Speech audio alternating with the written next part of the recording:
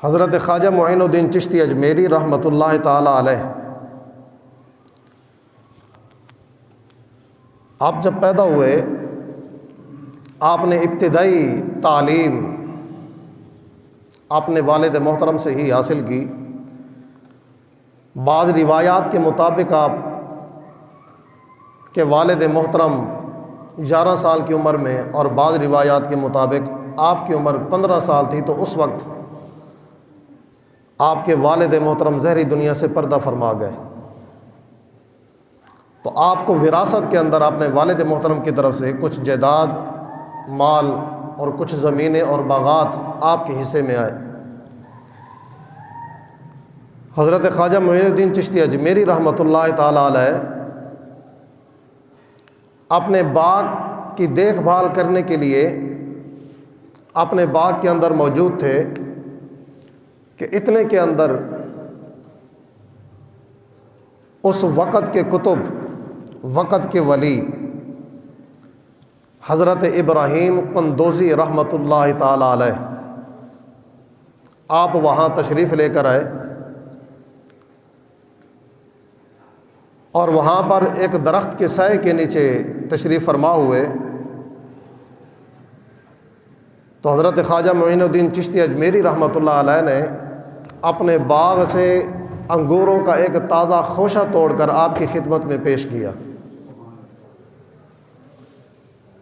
اور آپ کو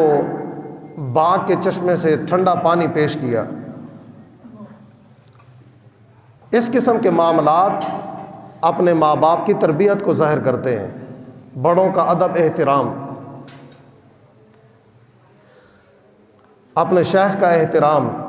یہ ماں باپ کی تربیت کو ظاہر کرتے ہیں۔ آپ جب کسی گلی کے اندر باہر نکلتے ہیں تو بعض بچے ایسے ہوتے ہیں کہ جو آپ کے لیے راستہ خالی کر دیتے ہیں، آپ کے لیے راستہ چھوڑ دیتے ہیں، اور بعض بچے ایسے ہوتے ہیں کہ جب کوئی گلی کے اندر نکلے تو ان کے اوپر آوازیں کستے ہیں۔ تو یہ دونوں اپنے ماں باپ کی تربیت کو ظاہر کر رہے ہیں کہ کس کے ماں باپ نے کس انداز میں اس کی تربیت کی ہے۔ تو جس بچے کے ماں باپ نے اس کو اپنے بڑوں کا ادب احترام کرنے کا اور ان کی تعظیم کرنے کی ان کو تربیت دی ہے، تو اپنی اس تربیت کو ظاہر کرتے ہیں۔ اور جس بچے کے ماں باپ نے اس کو اچھے اخلاق نہیں سکھائے، اچھے آداب نہیں سکھائے، تو وہ گلیوں کے اندر کھڑے ہو کر اس طرح کی الٹی سیدھی حرکتیں کرتے ہیں۔ حضرت شیخ سعدی رحمۃ اللہ علیہ فرماتے ہیں کہ اگر تم چاہتے ہو نا کہ تمہارے مرنے کے بعد تمہارا نام زندہ رہے، آپ فرماتے ہیں کہ اپنے بچوں کو اچھے اخلاق سکھاؤ۔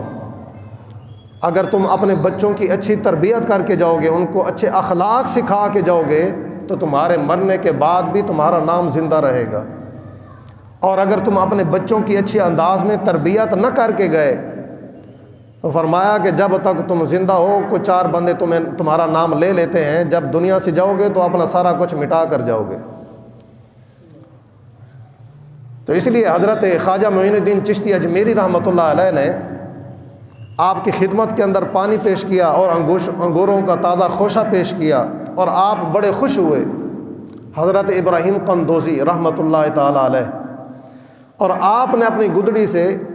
خشک روٹی کا ٹکڑا نکالا اور اس کو منہ کے اندر ہلکا سا چبایا، اور چبا کر آپ کو عنایت فرمایا کہ بیٹا یہ کھا لو۔ تو حضرت خواجہ معین الدین چشتی اجمیری رحمۃ اللہ علیہ نے جب ان بزرگوں کے منہ سے نکلا ہوا وہ روٹی کا ٹکڑا اپنے منہ میں ڈالا تو آپ کے دل کی دنیا تبدیل ہو گئی، آپ کے دل سے دنیا کی محبت ختم ہو گئی، دنیا کی رغبت ختم ہو گئی، اور فکر آخرت کی رغبت آپ کے دل کے اندر جلوہ گر ہو گئی۔ یہ بزرگوں کی تعلیمات ہوتی ہیں۔ شیخ کا مطلب کیا ہوتا ہے؟ بزرگ کا، پیر مرشد کا مطلب کیا ہوتا ہے؟ اس کا مطلب یہی ہوتا ہے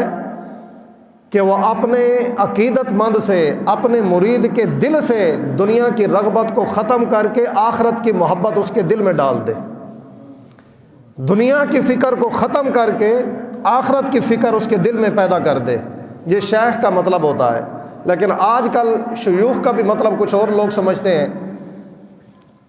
وہ یہ سمجھتے ہیں کہ شاید شیخ کا پیر کا کام یہ ہے کہ وہ ہمیں دم درود کرتا رہے، ہمارے کاروباری مشکلات کو جو ہے نا وہ دور کرتا رہے، ہمیں جو ہے نا وہ تعویذ دھاگے جو ہے نا وہ پڑھ کر دیتا رہے، ہمارا کاروبار صحیح چلتا رہے تو ہمارا مرشد ٹھیک ہے،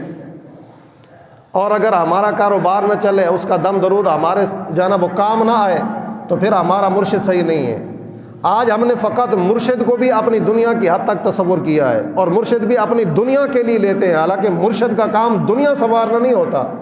مرشد کا کام آخرت سنوارنا ہوتا ہے۔ آج مرشدوں نے بھی اتنی بڑی بڑی گاڑیاں اور اتنے بڑے بڑے بنگلے ان کے پاس بھی ہوتے ہیں کہ جب مرید ان کے پاس حاضر ہوتا ہے تو پہلے وہ اس کی دل کے اندر خواہش ہوتی ہے کہ کاش میرے پیر ورگی گڈی میرے کول بھی ہوندی، جی جی کوٹھی میرے مرشد دی ہو جی کوٹھی میرے کول بھی کوئی ہوندی۔ تو حضرت خواجہ معین الدین چشتی اجمیری رحمۃ اللہ علیہ نے جب اپنے منہ کے اندر وہ روٹی کا چبایا ہوا ٹکڑا منہ میں ڈالا تو دنیا کی محبت ختم ہو گئی